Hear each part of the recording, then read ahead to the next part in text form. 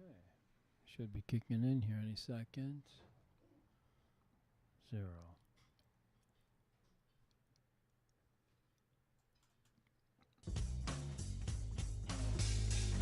Move aside and let the man go through.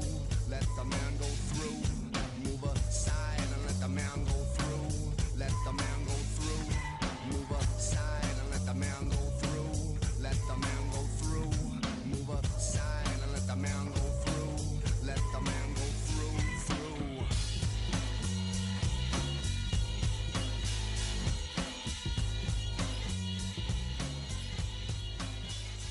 I'd like to welcome you to The Hood. This is 104.1 FM, River West Radio, and you have entered The Hood for the next half an hour. I'm your host, William Duvall, and I have a special guest today. His name is Pastor Joe Ellwanger. Welcome, Pastor Joe. Well, it's good to be here and glad that you're getting the word out about the realities of the city. Yeah, I experienced the realities of what I refer to as the system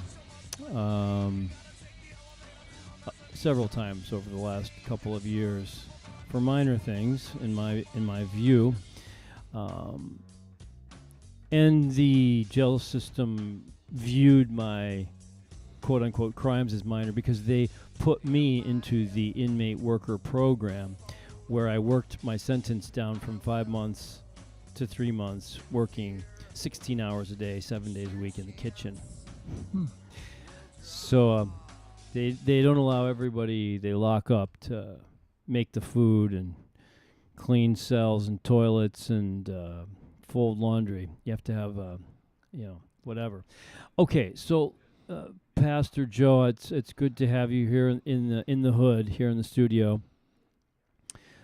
I'd like to start off with just a brief. I'm not going to get too involved in it, but you are one of the founders of an organization called Project Return. Is that correct? That is correct. When was Project Return created, and what is Project Return? Well, it was way back in 1980 that I was pastor at the time of Cross Lutheran Church, which is on 16th Street, North 16th, between Walnut and Vine. And we had a social justice committee that asked the question, who are some of the neighbors in our community that we need to be serving? After all, one of the very important basic tenets of all religions, including Christian religion, is that we are called to love God and love our neighbor, and our neighbor is everyone, and especially those in need. So we looked around 16th and Walnut, 16th and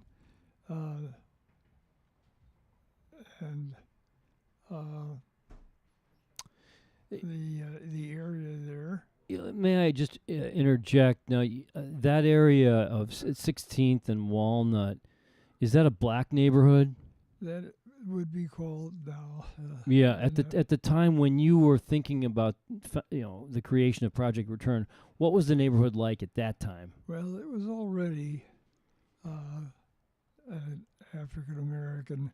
Okay. And it had been since about 1967, that's when I came to Cross Lutheran Church. And so it was African American community. And as we looked around and looking for those who might need our services, we discovered that there were 4 correctional institutions. Also known as jails? known as prisons, actually part of the State prison the system. prison system. They were minimum security prisons, but Here in prison- Milwaukee, in the downtown area of Milwaukee, that's correct. they don't still exist, do they? They do. I know of one MSDF. Yeah, that's on 10th and State. Then there's, and that of course is like a maximum. That's a maximum security facility. right. But there are 4 what we would call, or actually now there's 3 pre-release centers that are actually minimum security prisons. One of them is the Cheney Center on 30th and Fond du Lac. Okay. And then the second one is the Shearer Center on 14th and McKinley, Oh, okay. I know where that is. and Mhm. the Women's Center, which is on 6th and Keefe. 6th and Keefe. I know where that one is as well. No, I guess I'm aware of these facilities. I didn't realize that they were considered minimum security prisons. And now Oh yeah, they operate under all the rubrics and requirements of the Department of Corrections, right. but minimum security prisons, and they, 3 of them, the Shearer Center, the Cheney Center, and the Women's Center, are really the best kept secrets in the Department of Corrections. Why is that? What do you mean?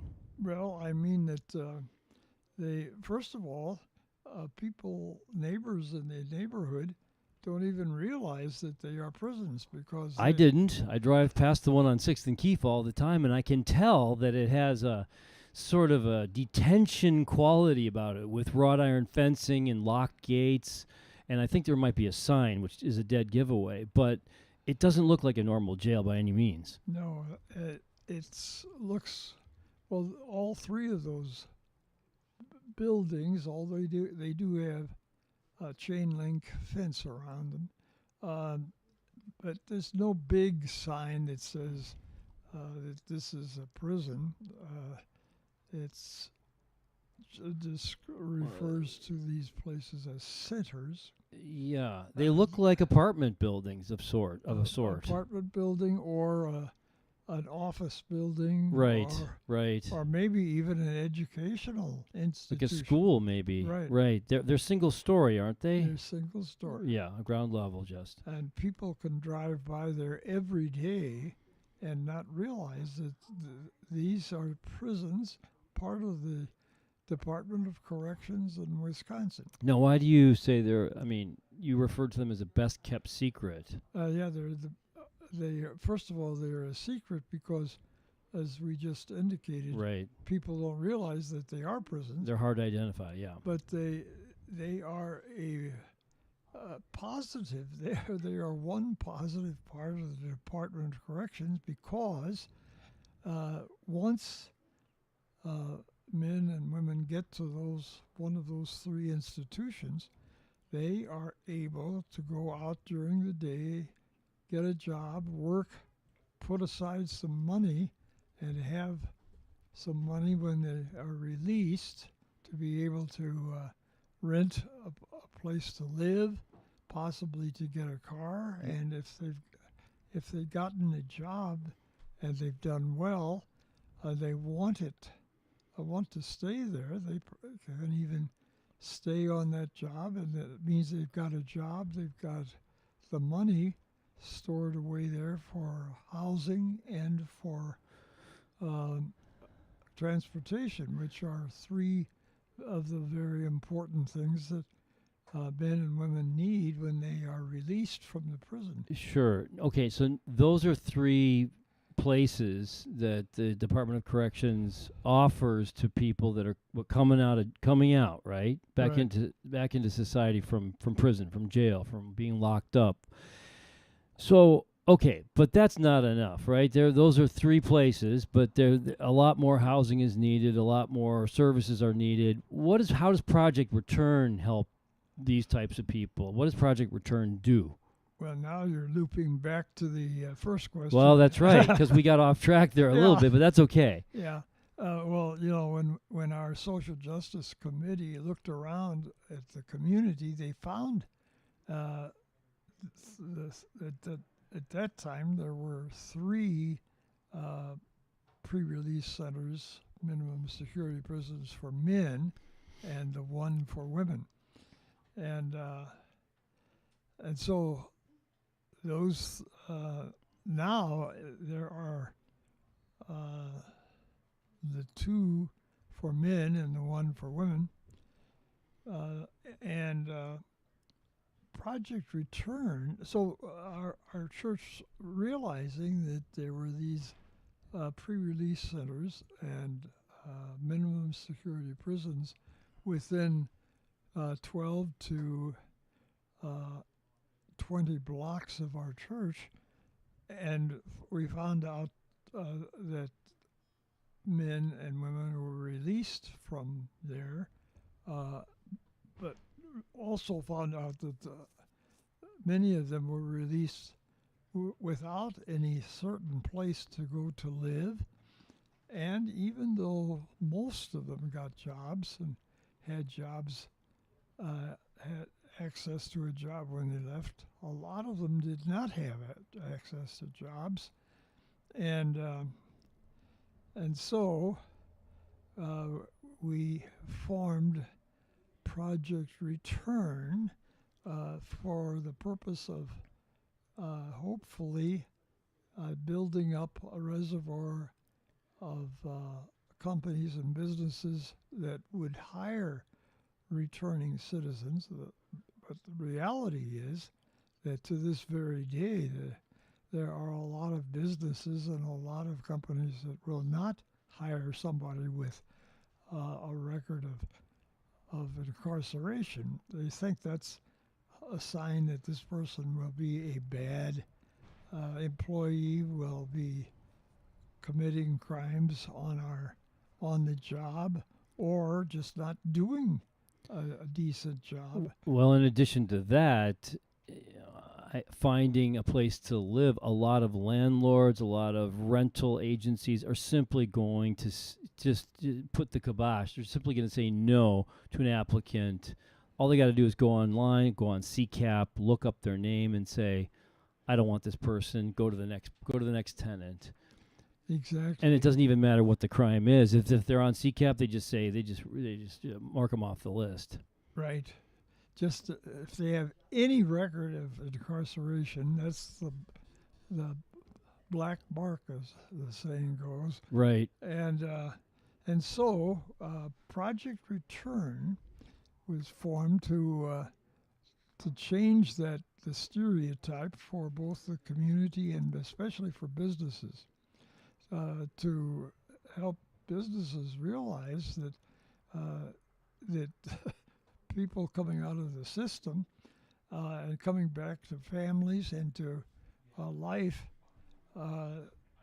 can be the best employees that you ever had, because they're highly motivated. They are determined they're not going to go back to that experience of incarceration. That is not fun for anybody. It's a very difficult experience, and so we have in Project Return built up a reservoir of companies over the years that are willing to hire, and we help with.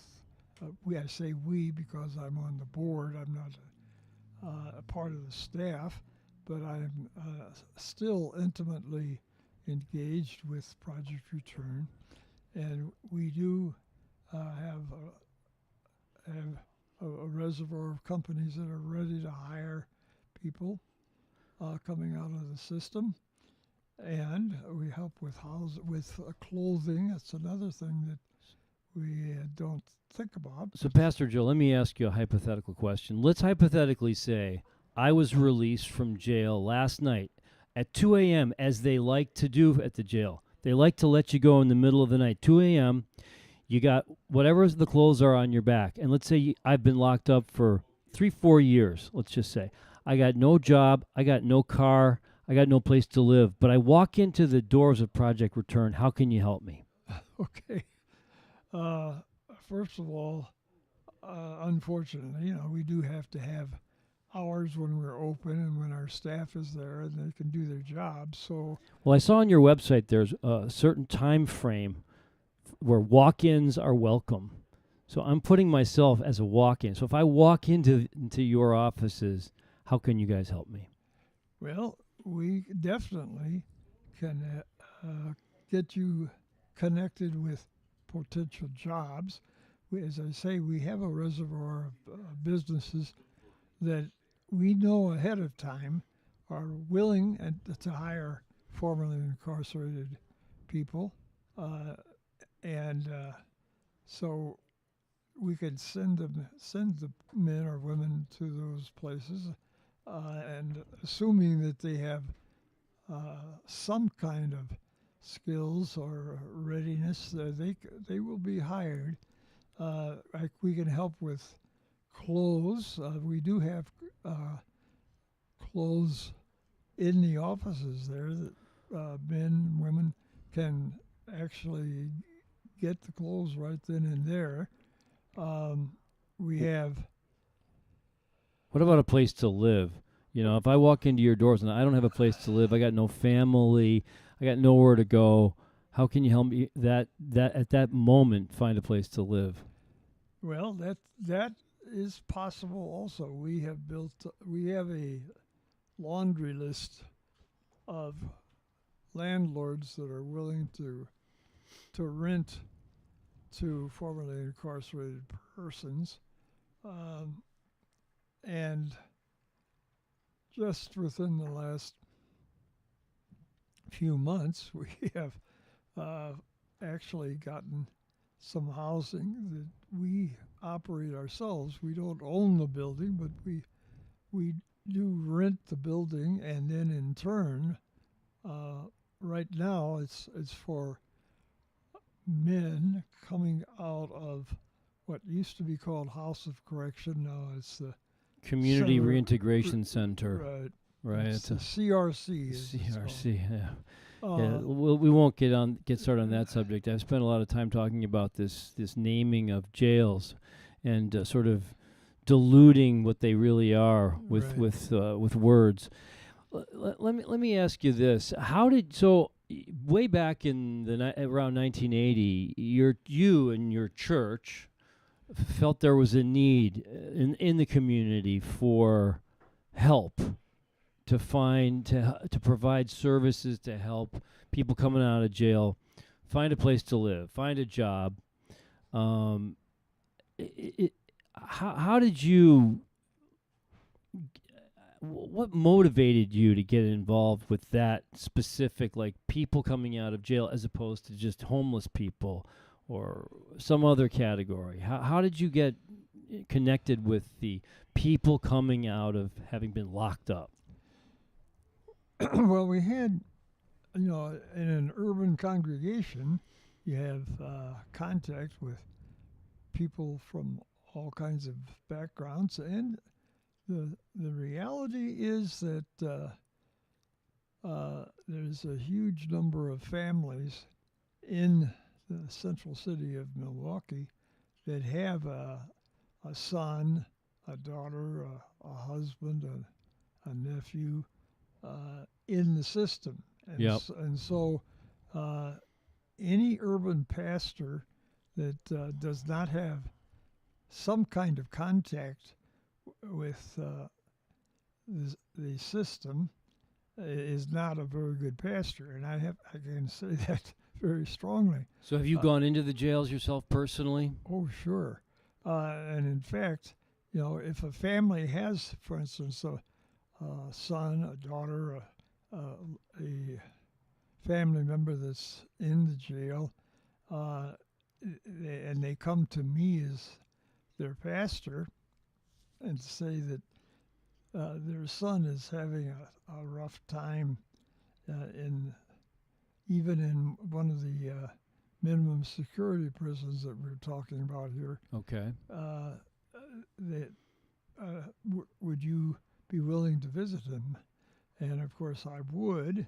But this put me in touch with the reality of the system, and I remember that there was when our social justice committee said, "Well, we really need to be reaching out and doing something to help these persons return and have a positive return instead of the negative return, because believe me, it is difficult.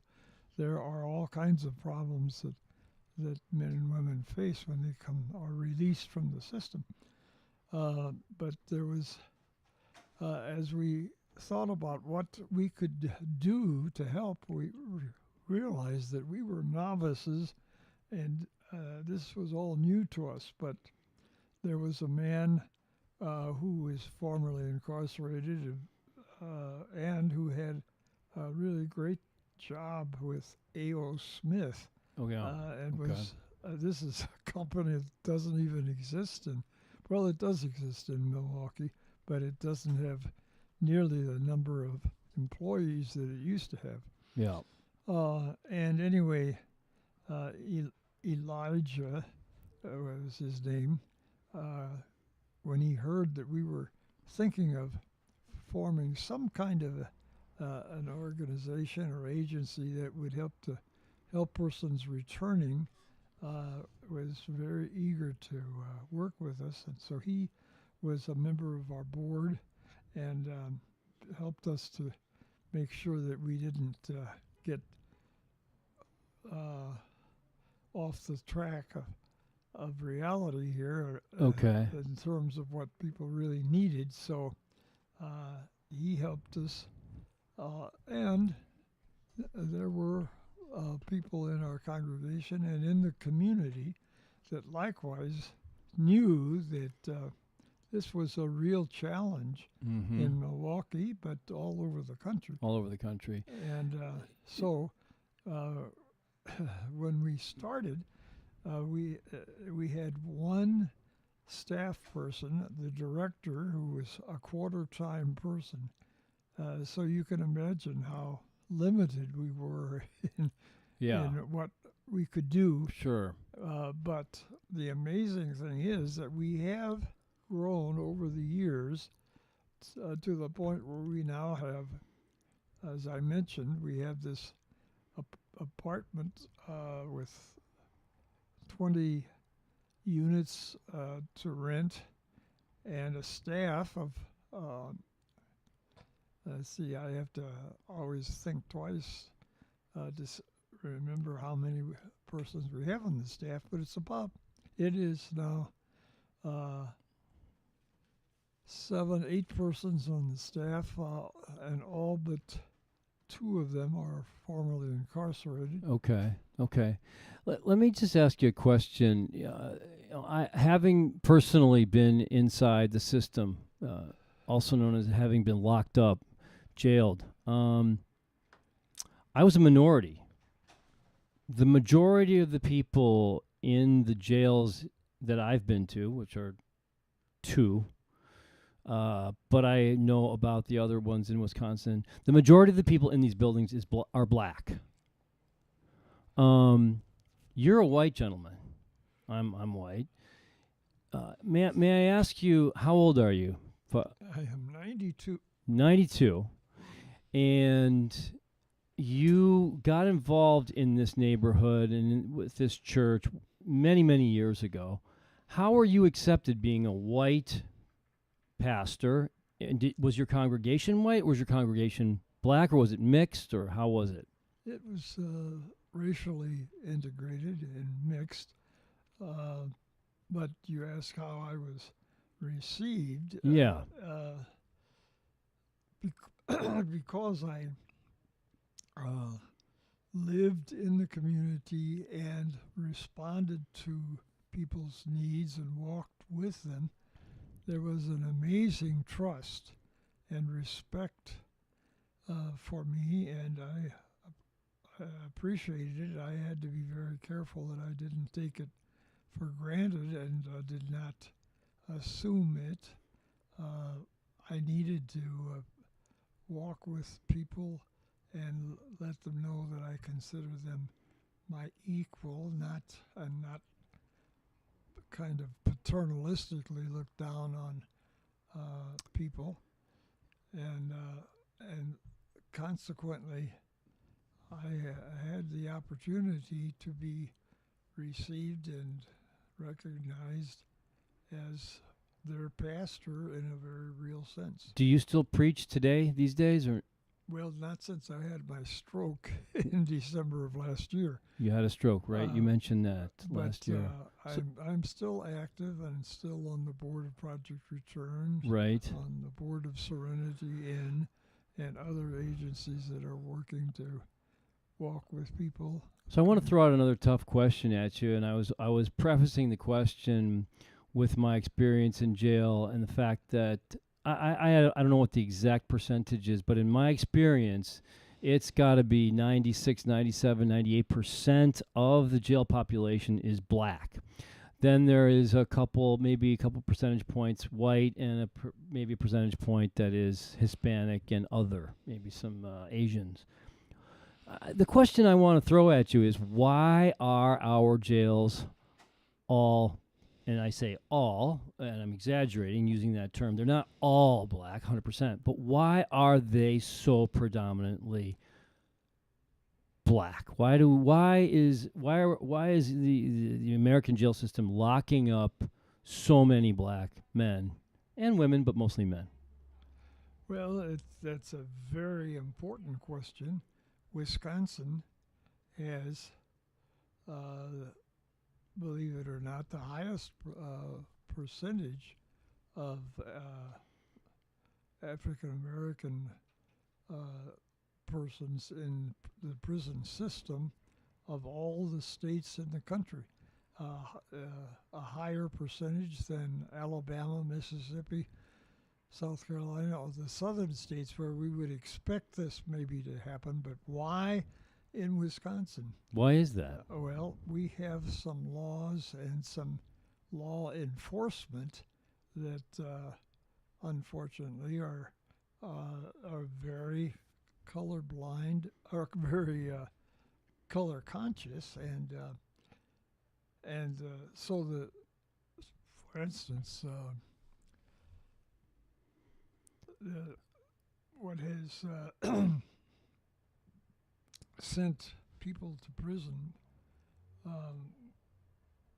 especially, are the drug laws. Yeah. And the sale of drugs and the use of drugs are the reason for a huge percentage of people. And who sells drugs? It's poor people who are looking for money to be able to support their families, and so to sell drugs and have some money in your pocket is what motivates a lot of poor people, and who are poor. Well, it's African Americans. The question I threw at you at the end of the show here was unfair to do, because we're running out of time basically, and we could probably talk about that for many hours. It's a complex question, and one I'd like to talk about more. Do you think you'd consider coming back to the show another time to talk about this? I could do that, or I could get a couple of people maybe to look with you at this question, because it is a key question. That would be great. Well, listen, Pastor Joe, thank you so much for coming in. I'm sorry we have run out of time. I'm your host, William Duvall. You've been in the Hood. Okay, we didn't get to the